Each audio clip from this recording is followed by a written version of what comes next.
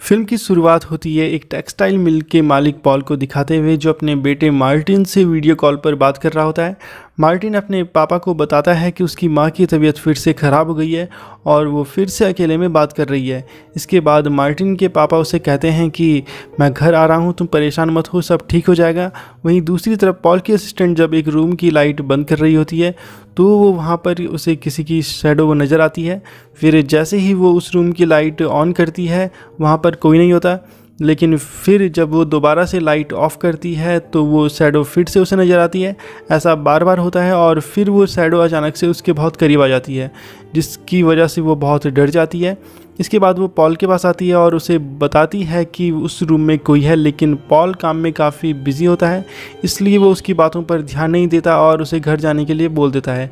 इसके बाद पॉल की असिस्टेंट घर चली जाती है।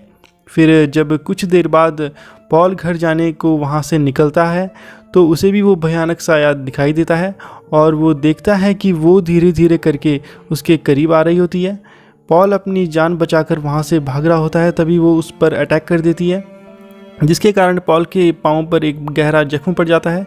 इसके बाद वो पॉल के एकदम सामने आ जाती है। इसके बाद पॉल को समझ आता है कि वो बस अंधेरे में ही रह सकती है, वो लाइट में नहीं आती।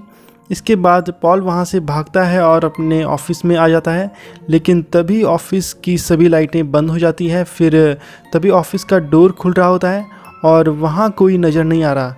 फिर तभी पॉल को खींचकर पीछे से कोई ले जाता है और पॉल को मार देता है। इसके बाद अगले सीन में मार्टिन को दिखाया जाता है जो सोने जा रहा होता है, तभी उसे कुछ आवाज़ सुनाई देती है।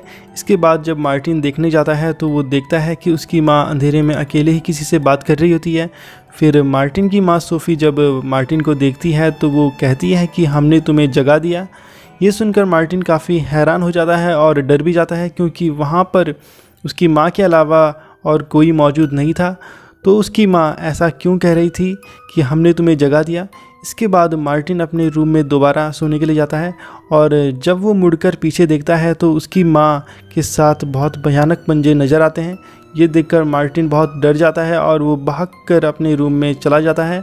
और फिर जब वो रूम का डोर बंद करके अपने बिस्तर पर आता है तो उसके रूम का दरवाज़ा कोई खोलने की कोशिश करता है। इसके बाद मार्टिन बहुत डर जाता है और वो पूरी रात सो नहीं पाता। इसके बाद अगले दिन मार्टिन स्कूल में ही सो रहा होता है, इसलिए चाइल्ड वेलफेयर वाले सोफ़ी को कांटेक्ट करने की कोशिश करते हैं, लेकिन सोफ़ी से कांटेक्ट ना होने की वजह से मार्टिन की स्टेप सिस्टर रेबिका को बुलाया जाता है। इसके बाद स्कूल वाले रेबिका को बताते हैं कि मार्टिन स्कूल आते ही सो गया था और वो हफ्ते में तीसरी बार सो रहा है। इसके बाद रेबिका मार्टिन को लेकर अपनी माँ के घर आ जाती है और फिर तभी रेबिका मार्टिन से पूछती है कि क्या माँ किसी से मिलती जुलती है या नहीं। फिर मार्टिन बताता है कि वो सिर्फ डायना से मिलती है और उसी से बातें करती है। मार्टिन की बातें सुनकर रेबिका काफ़ी हैरान हो जाती है। फिर रेबिका मार्टिन को कहती है कि डायना जैसा तो कोई नहीं है। इसके बाद रेबिका और उसकी माँ के बीच थोड़ी बहस हो जाती है। इसके बाद जब मार्टिन अपने कपड़े पैक करके रूम से बाहर आ रहा होता है तो वो अपनी माँ के रूम में देखता है और उस समय वो भयानक साया मार्टिन को बहुत डरा देता है। इसके बाद रेबिका मार्टिन को अपने साथ कुछ दिनों के लिए अपने घर ले जाने की बात करती है।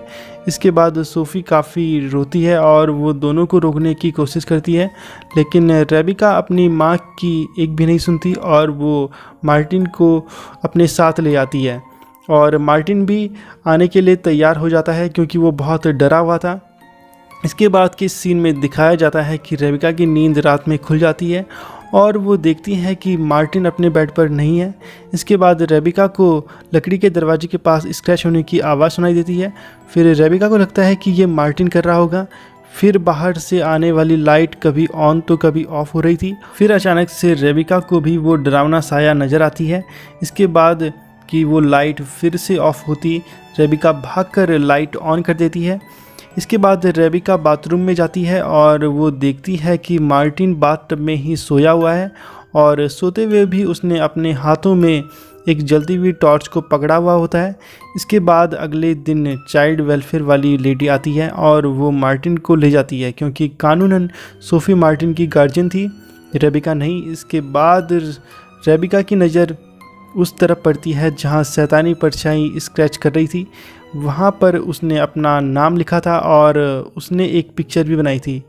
इसके बाद रेबिका अपने दोस्त के साथ अपनी माँ के घर जाती है और वो अपने दोस्त को नीचे ही रुक कर नज़र रखने के लिए कहती है और वो उसे कहती है कि अगर उसकी माँ आए तो उसे वो इन्फॉर्म कर दे। रेबिका डायना जो कि वो शैतानी साया थी उसके बारे में इंफॉर्मेशन ढूंढती है। फिर रेबिका को वहाँ एक बॉक्स मिलता है जिसमें उसकी माँ और डायना की रिकॉर्डिंग्स होती है और वहाँ उसे उसकी माँ और डायना की एक पिक्चर भी मिलती है और उसे ये भी पता चलता है कि जब उसकी माँ छोटी थी तो वो एक मेंटल हॉस्पिटल में एडमिट थी और वहीं उसकी माँ डायना से मिली थी। उस समय डायना को अजीब सी स्किन की बीमारी थी जिसकी वजह से वो सूरज की रोशनी में नहीं आ सकती थी। जैसे ही वो सूरज की रोशनी में आती थी उसकी स्किन जलने लगती थी और उसी हॉस्पिटल में उसकी माँ और डायना की दोस्ती हो जाती है। वहीं कुछ लोगों का ये भी मानना था कि डायना एक शैतान है जो कमज़ोर लोगों पर हावी हो जाती है, यहाँ तक कि उसने अपने पापा को भी पॉजेस कर लिया था और उन्हें सुसाइड करने पर मजबूर कर दिया था। और हॉस्पिटल में एक एक्सपेरिमेंटल प्रोसेस के दौरान तेज़ लाइट की वजह से डायना की डेथ हो जाती है। इसके बाद जब रेबिका अपने पुराने कमरे में आ जाती है तभी वो वहाँ शैतान रेबिका को कमरे में ही बंद करके अंधेरे में उस पर अटैक करती है। इसके बाद रेबिका की आवाज़ सुनकर उसका दोस्त वहाँ पर आ जाता है और जैसे ही वो दरवाज़ा खोलता है लाइट होने की वजह से डायना रेबिका को छोड़ देती है और गायब हो जाती है। इसके बाद रेबिका बहुत डर जाती है और वो उस बॉक्स को लेकर अपने दोस्त के साथ वहाँ से चली जाती है।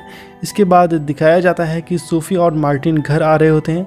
सोफ़ी मार्टिन से कहती है कि आज उसके साथ एक वो अच्छा समय बिताएगी, इसलिए हम तीनों आज एक रात फिल्म बैठकर देखेंगे। ये सुनकर मार्टिन काफ़ी डर जाता है और अपनी माँ को कहता है कि माँ सिर्फ हम दोनों। इसके बाद जब वो रात में फ़िल्म देख रहे होते हैं तो सोफ़ी घर की लाइट को ऑफ़ कर देती है और फिर वहाँ डायना भी आ जाती है जिससे मार्टिन बहुत डर जाता है और वो सोफ़ी उसे कहती है कि डायना उसकी दोस्त है और वो आगे कहती है कि मैंने उसे काफ़ी दिनों तक अपने से दूर रखा है और अब वो हमारे साथ ही रहेगी। फिर तभी मार्टिन डायना को देखता है और वो बहुत डर जाता है और वो लाइट ऑन करके वहाँ से भाग जाता है। इसी दौरान डायना गुस्से में सोफ़ी को भी मारती है जिसे वो कभी नहीं मारती थी। इसके बाद मार्टिन भागकर रेबिका के घर आ जाता है। फिर वहाँ रेबिका मार्टिन को उसकी माँ और डायना की कहानी बताती है और वो कहती है कि हमें अपनी माँ को इस शैतानी साए से छुड़ाना होगा और हमें माँ को दवाई देनी होगी क्योंकि जब माँ दवाई नहीं लेती तो वो मेंटली कमज़ोर हो जाती है जिसकी वजह से डायना उस पर आसानी से हावी हो जाती है। फिर तभी डोरबेल बजती है और रेबिका दरवाज़ा खोलने जाती है तो वहाँ पर कोई नहीं होता और फिर अंदर रूम से आवाज़ आती है। फिर डायना मार्टिन को अंधेरे में नीचे खींचती है। फिर रेबिका मार्टिन की मदद करके उसे बचा देती है। इसके बाद रेबिका मार्टिन और अपने दोस्त के साथ अपनी माँ के घर जाती है और वहाँ वो अपनी माँ से डायना के बारे में बात करती है। पहले तो सोफ़ी अनजान बन जाती है कि वो डायना को नहीं जानती, लेकिन फिर जब रेबिका उसे उसकी और डायना की फ़ोटो दिखाती है तो फिर सोफ़ी कहती है कि हाँ डायना मेरी दोस्त है।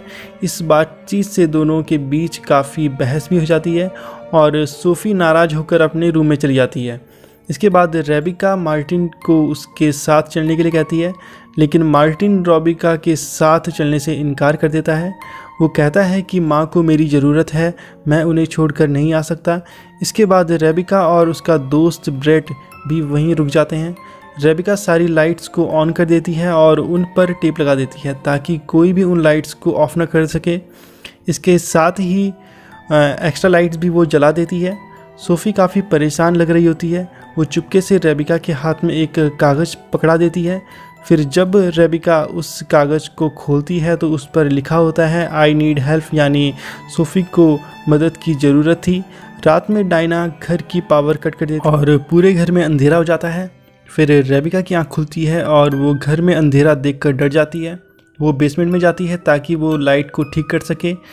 वहीं कमरे में मार्टिन भी जाग जाता है और वो जब कमरे में अंधेरा और ख़ुद को अकेला देखता है तो वो काफ़ी डर जाता है। वो कैंडल की रोशनी से रेबिका को ढूंढता है। तभी वहाँ डायना आ जाती है। वो मार्टिन को काफ़ी डरा देती है और उसे घसीटते हुए ले जा रही होती है। तभी मार्टिन कैंडल की रोशनी उसकी तरफ करता है और वो मार्टिन को छोड़ देती है। मार्टिन भी बेसमेंट में फ्यूज़ बॉक्स के पास आ जाता है जहाँ पर कि उसकी बहन रेबिका फ्यूज़ ठीक कर रही होती है। तभी उन्हें एहसास होता है कि कहीं डायना ने उन्हें फंसाने का जाल तो नहीं बिछाया, और तभी बेसमेंट का दरवाज़ा भी बंद हो जाता है। रेबिका और मार्टिन दरवाज़ा ज़ोर ज़ोर से खटखटाते हैं और ब्रेट को मदद करने के लिए बुलाते हैं। फिर ब्रेट उनकी आवाज़ सुनकर वहाँ पर आ जाता है और जैसे ही वो दरवाजे को खोलने की कोशिश करता है, डायना उस पर हमला कर देती है और उसके हाथ से टॉर्च छूट कर दूसरी जगह गिर जाता है। और जैसे ही डायना ब्रेट को मारने ही वाली होती है, तभी वो अपने फ़ोन की लाइट ऑन करके अपनी जान बचाता है। इसके बाद डायना ब्रेट पर दोबारा अटैक करती है और इस बार वो उसका फ़ोन ही तोड़ देती है। इसके बाद ब्रेट घर से बाहर भाग जाता है और भागते हुए जब बीच में अंधेरा आ जाता है तो डायना फिर से उस पर हमला करती है। इसके बाद ब्रेट गाड़ी की लाइट ऑन कर देता है और अपनी जान बचाकर वहाँ से चला जाता है। इसके बाद सोफ़ी भी जाग जाती है और वो डायना से कहती है कि वो उसके बच्चों से दूर रहे। इसके बाद डायना सोफ़ी को डराने की कोशिश करती है, लेकिन वो नहीं डरती और वो डायना से कहती है कि तुम्हें मेरी ज़रूरत है, इसलिए तुम मेरे बच्चों से दूर ही रहो। फिर सोफ़ी जैसे ही डिप्रेशन की दवाई लेने लगती है, तभी डायना सोफ़ी पर हमला करती है और उसका सिर टेबल से टकरा जाता है और वो बेहोश हो जाती है। डायना सोफ़ी को दवाई इसलिए नहीं खाने देती क्योंकि अगर सोफ़ी दवाई को खा लेगी तो वो मेंटली स्ट्रांग हो जाएगी और फिर डायना उस पर अपना काबू नहीं कर पाएगी, क्योंकि डायना कमज़ोर लोगों को ही पोजेस कर पाती थी। वहीं दूसरी तरफ दोनों भाई बहन रोशनी के लिए बेसमेंट में आग जलाते हैं। तभी वहाँ सामान में मार्टिन को एक यूवी लाइट मिलती है। रेबिका उस यूवी लाइट को लेकर वहाँ और अंदर जाती है। वहाँ जाकर उसे पता चलता है कि डायना यहीं बेसमेंट में ही रहती है, क्योंकि वहाँ हमेशा अंधेरा ही रहता था। वहाँ रेबिका को कुछ लिखा हुआ दिखाई देता है। वहाँ पर डायना ने लिखा था कि जो कोई भी डायना और सोफ़ी के बीच आएगा वो उसे मार देगी। और तभी वहाँ डायना आ जाती है और वो रेबिका पर अटैक करने की कोशिश करती है। वो यूवी लाइट इतनी स्ट्रांग नहीं होती कि डायना उससे डर जाए। रेबिका वहाँ से भागती है और तभी डायना उसका हाथ पकड़ लेती है और फिर तभी तेज़ लाइट जलती है जिससे डायना की स्किन जलने लग जाती है। वो लाइट मार्टिन लेकर आया था। इसके बाद डायना रेबिका को छोड़ देती है और वो दोनों वहाँ से भाग जाते हैं। फिर तभी दोनों को पुलिस सायरन की आवाज़ सुनाई देती है। वो पुलिस वाले दरवाजे को नॉक करने लग जाते हैं। पुलिस को वहाँ पर ब्रेड लेकर आया था। पुलिस ऑफिसर रेबिका और मार्टिन को बेसमेंट से बाहर निकाल लेते हैं, लेकिन तभी डायना उस पुलिस ऑफिसर पर हमला कर देती है और उसे जान से मार देती है। इसके बाद सोफ़ी फीमेल पुलिस ऑफिसर को लाइट यूज़ करने को कहती है, लेकिन वो उसकी बात नहीं सुनती और डायना उसे भी मार देती है। सोफ़ी ब्रेट को कहती है कि वो मार्टिन को लेकर घर से बाहर जाए और वो खुद अपनी माँ को लेने ऊपर जाती है। इसके बाद डायना फिर से रेबिका पर हमला करती है और उसे उठाकर नीचे फेंक देती है और वो कहती है कि उसके पापा की तरह उसे भी वो मार देगी। फिर जैसे ही वो रेबिका को मारने ही वाली होती है, तभी वहाँ सोफ़ी आ जाती है और वो डायना को कहती है कि मैंने तुम्हें कहा था कि मेरे बच्चों से दूर रहना, और वो डायना की तरफ बंदूक करके उस पर गोली चलाती है। इस पर डायना उससे कहती है कि उसे इस बंदूक की गोली से कुछ होने वाला नहीं। तभी सोफ़ी खुद को ही उस गोली से मार देती है, क्योंकि वहाँ डायना सोफ़ी की वजह से ही थी। और जैसे ही सोफ़ी मरती है, डायना भी मर जाती है। सोफ़ी ने अपने बच्चों को बचाने के लिए अपनी ज़िंदगी को ही सैक्रिफाइस कर दिया था और ये फ़िल्म का बहुत ही इमोशनल मोमेंट होता है। इसके बाद वहाँ पर और पुलिस फोर्स आ जाती है और फिल्म इसके साथ यहाँ पर ख़त्म हो जाती है। तो दोस्तों, आपको आज का हमारा ये वीडियो कैसा लगा हमें कमेंट करके ज़रूर बताइए, और अगर आपको आज का हमारा ये वीडियो पसंद आया हो तो लाइक ज़रूर कीजिए, चैनल को सब्सक्राइब करना मत भूलिए and hit the bell icon button, ताकि आप ऐसी हमारी हर वीडियोस को देख सकें। तो दोस्तों, आज के लिए बस इतना ही। Thank you so much.